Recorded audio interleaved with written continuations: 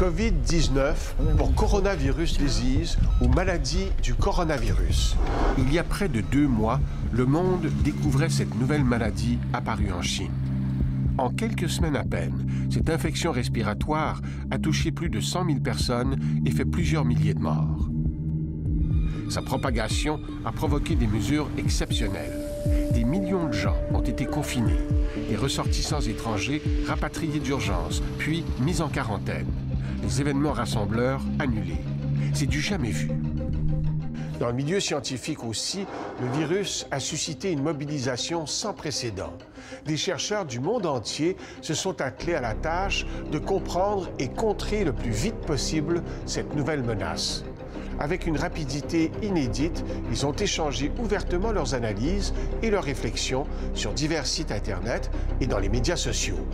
Plusieurs grandes revues scientifiques ont accéléré la publication des travaux sur ce nouveau virus. En quelques semaines, des dizaines d'articles sur le sujet avaient déjà paru. Retour en arrière. Le 7 janvier, des chercheurs chinois identifiaient chez des patients atteints de pneumonie un coronavirus jusqu'ici inconnu. À peine 3 jours plus tard, ils publiaient sa séquence génétique. Grâce à cette information, de nombreux laboratoires ont pu rapidement mettre au point des tests diagnostiques pour détecter l'infection.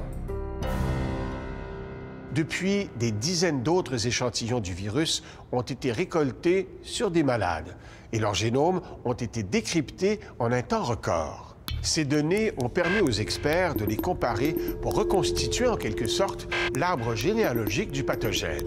Ils montrent que le nouveau coronavirus est un proche cousin du SRAS, un autre coronavirus qui avait tué près de 800 personnes en 2003. Mais ses plus proches parents se trouvent chez les chauves-souris.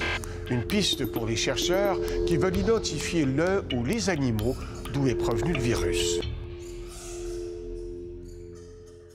Le moment de cette transmission de l'animal à l'humain intéresse aussi les scientifiques. Là aussi, la génétique les a aidés. Les génomes analysés sont tous très semblables. Le virus aurait donc relativement peu évolué depuis qu'il se propage dans la population humaine. Ces faibles variations suggèrent qu'il circule depuis la mi-novembre environ. Si on considère que le premier patient recensé est tombé malade début décembre, cela signifie que cette nouvelle maladie a été détectée rapidement, mais pas assez pour empêcher sa propagation. 2 aspects du virus sont particulièrement cruciaux. Sa contagiosité, combien de personnes un malade peut infecter, et sa létalité, combien risquent d'en mourir.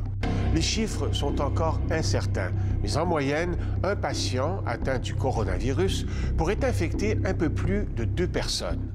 Son taux de mortalité, lui, se situerait entre 1 et 3 %. Comparons-le à d'autres virus respiratoires. D'abord, son cousin, le virus du SRAS. Il est à peu près aussi contagieux, mais plus virulent.